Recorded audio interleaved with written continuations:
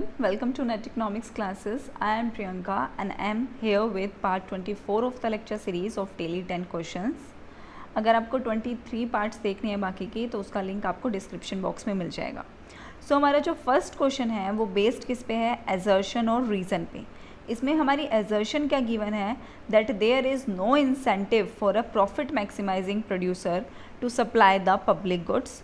और इसका रीज़न क्या है, if he produces it, he is unable to exclude people from consuming it and hence he cannot charge a price.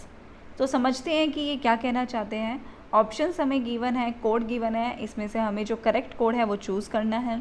ठीक है, तो अगर हम बात करें कि अगर एक प्रोड्यूसर है जिसका मोटिव प्रॉफिट मैक्सिमाइज़ करना है और अगर वो पब्लिक गुड्स की सप्लाई करे तो उसको कोई इंसेंटिव नहीं होगा. मैंने ऑलरेडी अपने प्रीवियस पार्ट्स में ये एक्सप्लेन किया है कि पब्लिक गुड्स कौन से हैं, प्राइवेट गुड्स कौन से हैं. प्राइवेट गुड्स होते हैं प्रॉफिट मैक्सिमाइजिंग के लिए, पब्लिक गुड्स होते हैं सोशल वेलफेयर के लिए, जिसको हम एक्सक्लूड नहीं कर सकते लोगों से. अगर एक पार्क बना हुआ है तो वो कम्युनिटी पार्क है जिसमें हम किसी को एक्सक्लूड नहीं कर सकते. लेकिन अगर एक पर्टिकुलर आइसक्रीम परचेज़ करनी है किसी को तो उसको उसके लिए पेमेंट करनी पड़ेगी, तो जो पैसे देगा वो ले लेगा, वो आ जाएगा प्राइवेट गुड्स में. सो इसका रीज़न क्या दे रखा है कि वो अनेबल नहीं कर सकते, वो लोगों को एक्सक्लूड नहीं कर सकते उन गुड्स को कंज्यूम करने के लिए. क्योंकि अगर हम पब्लिक गुड्स कंज्यूम कर रहे हैं तो इसका मतलब वो सबके लिए हैं, हम किसी को उसमें से एक्सक्लूड नहीं कर सकते और ना ही किसी से प्राइस चार्ज कर सकते. ऑप्शन ए हमें क्या गिवन है, A is true and R is false. B option क्या है कि both A and R is false. C option क्या है, A is not correct but R is correct. And D option क्या है कि both A and R correct and R is the correct explanation of A. तो हमारा D option बिल्कुल correct होगा कि हाँ, अगर एक कंपनी प्रॉफिट मैक्सिमाइजिंग प्रोड्यूसर है, वो अपने प्रॉफिट को मैक्सिमाइज़ करना चाहता है, तो अगर वो पब्लिक गुड्स की सप्लाई करेगा तो उसको कोई इंसेंटिव नहीं होगा, क्योंकि वो पब्लिक गुड्स में किसी को भी एक्सक्लूड नहीं कर सकता, ना ही क्या कर सकता है, अपने प्राइसेस चार्ज कर सकता है. ठीक है, नेक्स्ट क्वेश्चन पे चलते हैं. The distribution of burden of paying tax is called. जो बर्डन है टैक्स पे करने का, उसके डिस्ट्रीब्यूशन को हम क्या कहते हैं. ए ऑप्शन है sharing of tax burden, tax burden को शेयर करना. बी ऑप्शन है शिफ्ट कर देना. सी ऑप्शन है इंसिडेंस ऑफ टैक्स और डी ऑप्शन है टैक्स कैपिटलाइजेशन. अगर शेयर की बात करें तो शेयर प्रोड्यूसर कंज्यूमर में हो जाएगा. शिफ्ट की बात करें तो शिफ्ट में क्या कहता है कि प्रोड्यूसर कंज्यूमर पे शिफ्ट कर देता है टैक्स, या फिर कंज्यूमर प्रोड्यूसर पे शिफ्ट कर देता है टैक्स. उसके बाद है इंसिडेंस ऑफ टैक्स और उसके बाद है टैक्स कैपिटलाइजेशन. तो पहले हम एक एक करके सबको समझते हैं, फिर हमें पता चल जाएगा कि हमारा करेक्ट आंसर क्या है. ठीक है, चलते हैं इसकी एक्सप्लेनेशन पे. तो सबसे पहले अगर हम देखें इन इकोनॉमिक्स, टैक्स इंसिडेंस या फिर टैक्स बर्डन क्या होता है, is the effect of particular tax on the distribution of economic welfare, कि हम इकोनॉमिक वेलफेयर को किस तरीके से डिस्ट्रीब्यूट कर रहे हैं. सो टैक्स इंसिडेंस का मतलब it is fall upon the group that ultimately bears the burden of tax and ultimately suffer a loss. तो ये उसी पर्टिकुलर ग्रुप पे पड़ता है और वो उसको एक्सचेंज शिफ्ट भी नहीं कर सकते, उसी पर्सन को वो टैक्स पे करना पड़ेगा, वो आ जाता है इंसिडेंस ऑफ टैक्स में. टैक्स कैपिटलाइजेशन की बात करें तो टैक्स कैपिटलाइजेशन का मतलब क्या होता है, that how asset value is changed when the cash flow is changed by an increase or decrease in tax liability for that asset. उस एसेट पे हम कितनी टैक्स लाइबिलिटी पे करेंगे, कितना टैक्स पे करेंगे, वो डिपेंड करेगा, वो चेंज करेगा हमारे कैश फ्लो को. या तो उससे कैश फ्लो हमारा इंक्रीज़ होगा या उससे हमारा कैश फ्लो डिक्रीज़ होगा. सो एग्जांपल के लिए अगर हमारा टैक्स रेट डिक्रीज़ होता है तो हमारे डॉलर की अमाउंट भी डिक्रीज़ होगी और इससे हमारी फ्यूचर इनकम क्या होगी, इंक्रीज़ होगी. टैक्स शिफ्टिंग का मतलब क्या होता है कि जब टैक्स के बर्डन को शिफ्ट कर दिया जाता है, या जैसे इसमें एग्जांपल लें कि सब्सिडरी जो कंपनी होती है, सब्सिडरी फर्म होती है, वो पेरेंट फर्म पे डाल देती है बर्डन, या प्रोड्यूसर या सप्लायर जो हैं वो कंज्यूमर्स पे बर्डन डाल देते हैं, तो शिफ्ट कर देते हैं अपना टैक्स दूसरे में. सो यहाँ पे हमसे पूछा गया है सिर्फ कि the burden of paying tax is called, तो उसको हम क्या कहेंगे, incidence of tax. Option C is correct. Next चलते हैं हम क्वेश्चन नंबर 23 पे. क्वेश्चन नंबर 23 हमारा क्या है, which one of the following is short period डेब्ट meant to meet current needs that is filling temporary gap in the budget. सबसे पहले हमें बताना है कि कौन सा ये शॉर्ट पीरियड डेब्ट है इनमें से, और वो किस लिए हो रहा है, हमारी करंट नीड्स को फुलफिल करने के लिए हो रहा है। और किस लिए, that is filling temporary gap in the budget, हमारे बजट में एक टेम्परेरी गैप को फिल करने के लिए।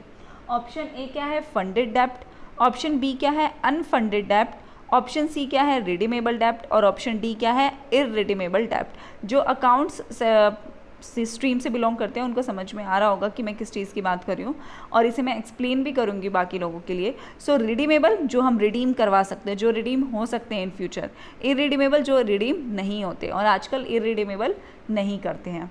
इसकी एक्सप्लेनेशन देखते हैं। सबसे पहले फंडेड डेप्ट जो होते हैं वो होते हैं लॉन्ग टर्म बोरिंग्स, और अनफंडेड डेप्ट जो होते हैं वो होते हैं short term borrowings. So many companies that uses short term और अनफंडेड डेप्ट are those that may be strapped for cash when there is not enough revenue to cover routine expenses। हम डेली के खर्चे नहीं उठा पा रहे तो कई सारी कंपनीज जो होती हैं वो शॉर्ट टर्म डेप्ट या अनफंडेड डेप्ट का यूज़ करती हैं। यहाँ पे हमें शॉर्ट टर्म डेप्ट की ही बात की गई है। अब आगे समझते हैं हम रिडीमेबल डेप्ट। रिडीमेबल डेप्ट का मतलब क्या होता है, it is a bond that a borrower can repay prior to its maturity, उसके मेच्योर होने से पहले हम उसे रीपे कर सकते हैं। और बोरोवर यूजुअली क्या करते हैं, इसके अगेंस्ट प्रीमियम या फीस पे करते हैं बॉन्ड होल्डर को, जब डेप्ट क्या हो जाता है, पूरा रिडीम हो जाता है। और अगर हम इररिडीमेबल डेप्ट की बात करें तो इररिडीमेबल डेप्ट क्या होता है, जिसकी कोई स्पेसिफिक रिडम्पशन डेट नहीं होती या मैच्योरिटी पीरियड नहीं होता कि इतने टाइम बाद वो मैच्योर हो जाएगा। सो इशूइंग अथॉरिटी या फिर एंटिटी क्या करती है, एक स्पेसिफिक इंटरेस्ट रेट पीरियोडिकली हर महीने का इंटरेस्ट रेट दे रही है या हर 6 महीने में इंटरेस्ट दे रही है, वो दे देगी, लेकिन वो डाटा प्रोवाइड नहीं करती कि वो उनका प्रिंसिपल कब रिटर्न करेगी। तो कई सारे केसेस में क्या होता है, प्रिंसिपल पेड ही नहीं करती है कंपनी, तो यूनाइटेड स्टेट्स ट्रेजरी ने इशू ही नहीं करते रिडीमेबल डेप्ट, मतलब आजकल ये बंद हो गए हैं क्योंकि हमें पता ही नहीं हमारी प्रिंसिपल को वापस रीपे होंगे नहीं होंगे। सो यहाँ पे शॉर्ट टर्म डेप्ट्स की बात की गई है तो उसका करेक्ट आंसर क्या आएगा, ऑप्शन बी अनफंडेड डेप्ट। लॉन्ग टर्म डेप्ट की बात आती तो फंडेड डेप्ट आ जाता हमारा। इतनी एक्सप्लेनेशन मैं इसलिए दे रही हूँ क्योंकि कई बार ऑप्शंस में से ही अगला क्वेश्चन बन के आ जाता है, क्या पता नेक्स्ट आपको इररिडीमेबल पूछ ले नेक्स्ट पेपर में। अब हम चलते हैं नेक्स्ट क्वेश्चन पे। Monetised deficit means, monetised deficit का मतलब क्या होता है। ऑप्शन ए है हमारा fiscal deficit less interest payment. Fiscal deficit में से जब हम इंटरेस्ट पेमेंट माइनस करते हैं तो हमारा मोनेटाइज्ड डेफिसिट आ जाता है। बी हमारा government expenditure which is financed through the sale of ad hoc treasury bills. अगर गवर्नमेंट का खर्चा जो किससे फाइनेंस किया जाता है, ट्रेजरी बिल को बेच के, उनको सेल करके। ऑप्शन सी क्या है, increase in RBI credit to central government. जब आरबीआई सेंट्रल गवर्नमेंट को क्या देती है, क्रेडिट देती है और वो बढ़ रहा है, उसकी वजह से डेफिसिट होता है। और डी क्या है, फिस्कल डेफिसिट माइनस या लेस लोन्स या एडवांसेस। तो इन चारों में से कौन सा ऑप्शन हमारा करेक्ट होगा, मोनेटाइज डेफिसिट का मतलब क्या होता है।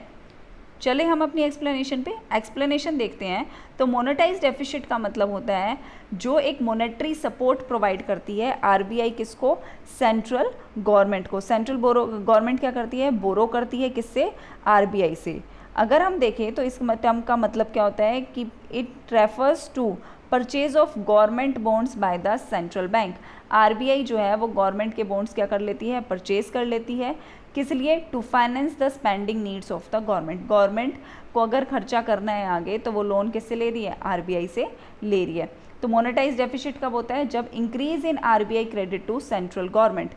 डेफिसिट का मतलब क्या होता है, जब हमारे एक्सपेंडिचर ज़्यादा होते हैं और जब हमारी इनकम कम होती है। तो ऐसे ही अब आरबीआई जो है वो क्रेडिट ज़्यादा दे रहा है किसको, सेंट्रल गवर्नमेंट को। So this is the correct answer, option C. Next question पे चलते हैं। A proportionate increase in tax revenue to a proportionate increase in tax base. जितना टैक्स रिवेन्यू बढ़ रहा है उतना ही हमारा क्या बढ़ रहा है, टैक्स बेस बढ़ रहा है, ठीक है। उसको हम क्या बोलते हैं, सबसे पहला ऑप्शन है हमारा elasticity of tax. Option B है हमारा buoyancy of a tax. Option C है न्यूट्रलिटी ऑफ अ टैक्स। और डी ऑप्शन है नन ऑफ द अबव। अगर हम ऑप्शन देखें तो इलास्टिसिटी का मतलब है चेंज हो रहा है, सिचुएशन के अकॉर्डिंग वो चेंज हो रहा है, ठीक है। बियॉन्सी का मतलब भी देखेंगे, और न्यूट्रलिटी का मतलब स्टेबल है, न्यूट्रल रह रहा है वो, कोई चेंज नहीं आ रहा। सो सी तो नहीं आएगा, इसको भी मैं फर्दर एक्सप्लेन करूँगी आपको। सो अब समझते हैं इसकी एक्सप्लेनेशन। सबसे पहले taxes in which the rate of tax remain constant through the tax base change are called proportional tax. कि जितना टैक्स बेस में चेंज आ रहा है उतना ही उतना ही कांस्टेंट चेंज किस में आएगा, टैक्स में आएगा। ठीक है, in proportionate tax system thus taxes vary in different proportion to the change in income. जैसे जैसे हमारी इनकम चेंज हो रही है, ये अलग अलग प्रोपोर्शन में टैक्सेस क्या होते हैं, चेंज हो रहे हैं। जिसकी जितनी हो रही है उस हिसाब से, जिसकी अगर मान लो इनकम डबल हो रही है तो टैक्स अमाउंट भी क्या हो जाएगी, डबल हो जाएगी। प्रोपोर्शनेट चेंज आ रहा है, सो इसका मतलब होता है टैक्स बियोंसी। मतलब it is an indicator to measure the efficiency and responsiveness of the revenue mobilization in response to the growth in GDP या national income।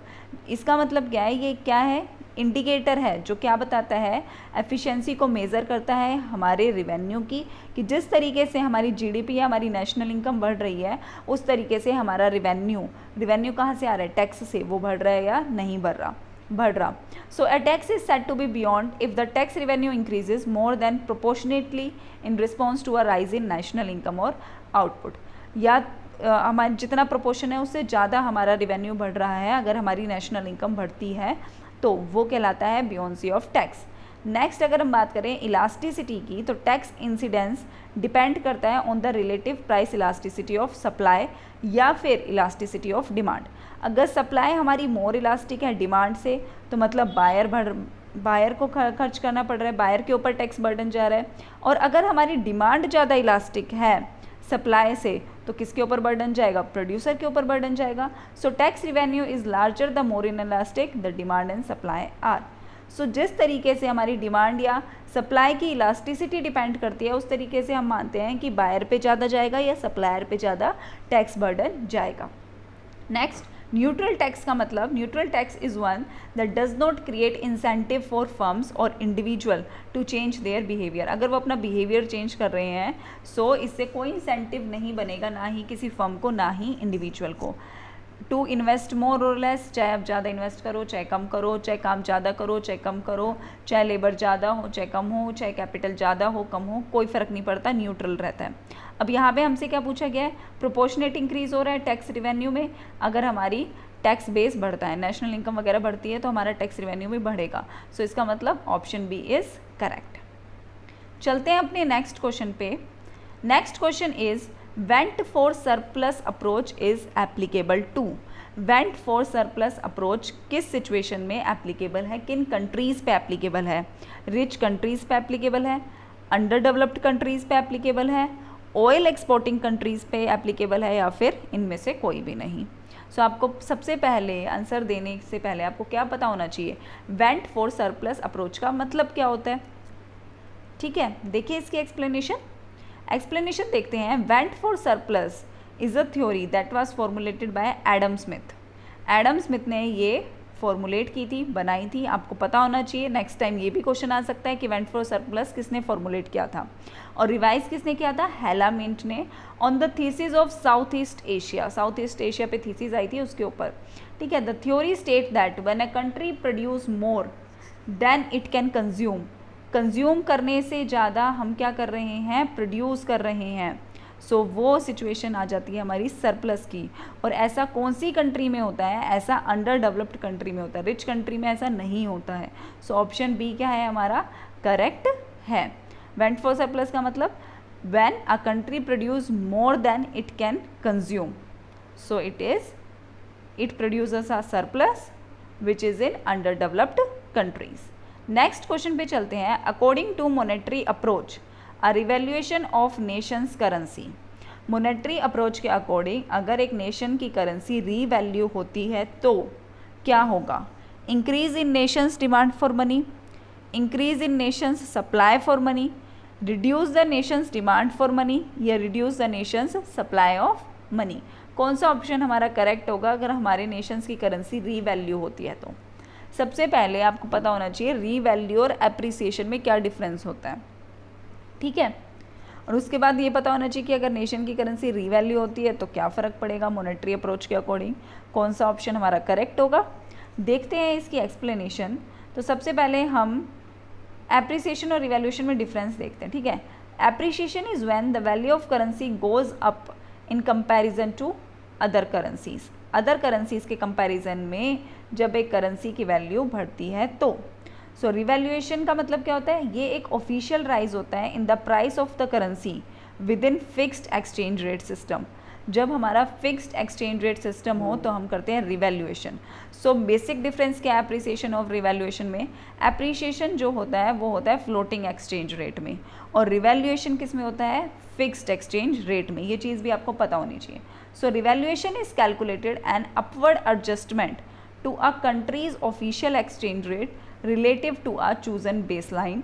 हमने जो भी बेसलाइन अपनी चूज़ की है, चाहे हमने वेज रेट को चूज़ किया है, चाहे हमने प्राइस ऑफ गोल्ड को लिया है या फॉरेन करेंसी को लिया है। फिक्स्ड एक्सचेंज रेट में हम क्या करते हैं? गोल्ड में चेंज करते हैं ना करेंसी को। सो वही आप अगर आप कोई भी बेसलाइन चूज़ कर रहे हो, सो ये हो रहा है फिक्स्ड एक्सचेंज रेट में।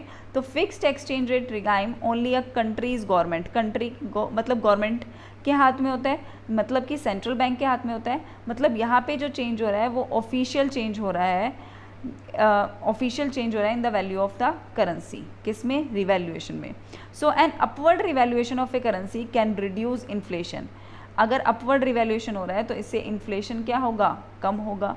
Both due to opposite effect, अगर अपोजिट होगा कि रिवैल्यूएशन अगर हमारा डाउनवर्ड है तो करेंसी क्या करेगी? इंक्रीज करेगी इन्फ्लेशन को, यही मतलब है। And also by making some domestic business less competitive. अगर हमारा अपवर्ड रिवैल्यूएशन होता है करेंसी में, सो से इन्फ्लेशन क्या होगा? कम होगा। इन्फ्लेशन का मतलब क्या होता है? राइजिंग प्राइसेस, अब वो कम होंगे, जिसकी वजह से हमारे डोमेस्टिक बिजनेस जो हैं वो लेस कम्पिटिटिव होंगे, और जिसकी वजह से एम्प्लॉयमेंट रिड्यूस होगी, डिमांड फॉर गुड्स रिड्यूस होगी, वर्कर्स की एबिलिटी रिड्यूस होगी कि वो अब हायर वेजेस के लिए नेगोशिएट नहीं कर सकते। सो हमारा करेक्ट ऑप्शन क्या बनता है? मॉनेटरी अप्रोच के according a revaluation of nation's currency क्या करती है? नेशन की डिमांड फॉर मनी क्या होती है? उससे रिड्यूस होती है। Option C is correct. ठीक है, यहाँ हमने देखा था डिमांड सारी कम होती जाती है, रिड्यूसेस। नेक्स्ट हम देखते हैं option next question. The Brayton would system was based on. Brayton would system जो है वो किस पे बेस्ड है? गोल्ड स्टैंडर्ड पे, फ्लेक्सिबल एक्सचेंज रेट सिस्टम पे, गोल्ड एक्सचेंज स्टैंडर्ड पे, और नन ऑफ द अबव। तो ये हमारे कुछ सिमिलर ही हैं, गोल्ड स्टैंडर्ड और गोल्ड एक्सचेंज रेट। फ्लेक्सिबल तो नहीं होता। सबसे पहले ब्रेटन वुड किसका था? फिक्स्ड एक्सचेंज रेट सिस्टम की बात की थी। अब हमें ये बताना है कि इसमें गोल्ड स्टैंडर्ड सही है या फिर गोल्ड एक्सचेंज स्टैंडर्ड सही है। सो ऑप्शन ए आएगा या फिर सी आएगा, या फिर नन ऑफ द अबव आ सकता है। फ्लेक्सिबल तो आएगा नहीं इसमें। सो पहले समझते हैं। Brayton would established a system of payment. Brayton would ने एक सिस्टम ऑफ पेमेंट एस्टैब्लिश किया कि किस तरीके से पेमेंट होगी, किसके बेस पे? Based on dollar, which defined all currencies in relation to dollar itself convertible into gold. किस में कन्वर्ट करना है? गोल्ड में। And above all as good as gold for trade. US currency was now effectively the world currency, the standard to which every other currency was pegged। मतलब जितनी भी nation में, पूरे वर्ल्ड में जितनी भी हैं, उन सब के ऊपर fixed exchange rate system, Brayton would system applicable हो रहा है, और उनको अपनी करेंसीज कन्वर्ट करनी है ट्रेड के लिए। किस में? गोल्ड में। सो ये क्या है? गोल्ड एक्सचेंज स्टैंडर्ड है कि हमें अपनी करेंसी को एक्सचेंज करना है किस में? गोल्ड में। So option C is correct. चलते हैं अपने नेक्स्ट क्वेश्चन पे। Question number 29। The imposition of an import tariff by large nation. अगर इम्पोर्ट टैरिफ लगता है, इम्पोर्ट पे टैक्स लगता है, और किसी लार्ज नेशन ने इम्पोज किया है, तो उससे क्या होगा? Option A, usually improves the nation's term of trade and increase in volume of trade. Nation के आपस के टर्म्स ऑफ ट्रेड इम्प्रूव होंगे और वॉल्यूम ऑफ ट्रेड भी इम्प्रूव होगा। Versions the nation's term of trade but increase the volume of trade. अगर हम import करवा रहे हैं, बाहर से सामान ला रहे हैं और हमने टैक्स नहीं लगाया उस चीज़ पे, तो इससे हमारे रिलेशन क्या होंगे? इम्प्रूव होंगे या वर्स होंगे, बेकार होंगे? तो क्या ऑप्शन लगता है आपको? ये सोच के चलना। सो ऑप्शन बी क्या है? Worsens the nation's term of trade but increase the volume of trade. C option क्या है? Worsens the nation's term of trade and reduce the volume of trade. और डी ऑप्शन क्या है? Usually improves the nation's term of trade but reduce the volume of trade. Nation के term सुधरते हैं और volume of trade कम होता है। Nations के टर्म सुधरते हैं और वॉल्यूम ऑफ ट्रेड हमारा इंक्रीज होता है। नेशंस के टर्म हमारे वर्स होते हैं तो उससे इंक्रीज होगा या फिर रिड्यूस होगा। तो इन चारों ऑप्शन में से एक ऑप्शन क्या होगा? करेक्ट होगा ऑब्वियसली। देखते हैं इसकी explanation. Importing countries, the aggregate welfare effect for a country is found by summing the gains and losses to consumers, producers and government. एक कंट्री में बेसिकली क्या होंगे, कंज्यूमर्स, प्रोड्यूसर्स होंगे, गवर्नमेंट होंगे. This means that a tariff implement by a large importing country may raise nation's welfare. अगर एक large importing country ने अगर टैरिफ लगाया है तो उससे नेशन का क्या होगा, भला ही होगा, कोई नुकसान तो होगा नहीं. सो सबसे पहली बात आपको क्या समझ में आती है कि ए ऑप्शन करेक्ट होगा या फिर डी होगा. Nations of term of trade हमारे इंक्रीज होंगे. लेकिन अगर हम इंपोर्ट करवा रहे हैं और उसके ऊपर टैक्स लगा रहे हैं तो हमारी ही कंट्री में आके वो महंगा बिकेगा, तो वॉल्यूम ऑफ ट्रेड हमारा कम हो जाएगा, लेकिन नेशंस के आपस के टर्म क्या हो जाएंगे, अच्छे हो जाएंगे. सो ऑप्शन डी क्या है हमारा, करेक्ट है. चलते हैं आज के लास्ट क्वेश्चन पे. The value of foreign trade multiplier will be high under the condition when. Foreign trade multiplier की वैल्यू ज़्यादा होगी किस कंडीशन में, जब हमारा मार्जिनल प्रोपेंसिटी टू सेव ज़्यादा होगा. बी ऑप्शन है जब हमारा मार्जिनल प्रोपेंसिटी टू इम्पोर्ट ज़्यादा होगा. सी ऑप्शन है there is an increase in export. और डी ऑप्शन है हमारा marginal propensity to consume domestic goods ज़्यादा होगा. ठीक है, इन चारों में से एक ऑप्शन हमारा करेक्ट होगा. देखिए इसकी एक्सप्लेनेशन. सो देखते हैं. The foreign trade multiplier also known as export multiplier. तो सबसे पहले आंसर यही मिल जाएगा कि जिस ऑप्शन में हमारा एक्सपोर्ट आएगा. ठीक है, सो फॉरेन ट्रेड मल्टीप्लायर को हम किस नाम से जानते हैं, एक्सपोर्ट मल्टीप्लायर से जानते हैं. Operates like the investment multiplier of Keynesian. जैसे केन्जियन का इन्वेस्टमेंट मल्टीप्लायर है ना, उसी की तरीके से ये भी है, उसी की तरह से ये भी काम करते हैं. सो लेकिन है क्या, ये एक्सपोर्ट मल्टीप्लायर है. It may be defined as the amount by which the national income of a country will be raised by a unit increase in domestic investment on export.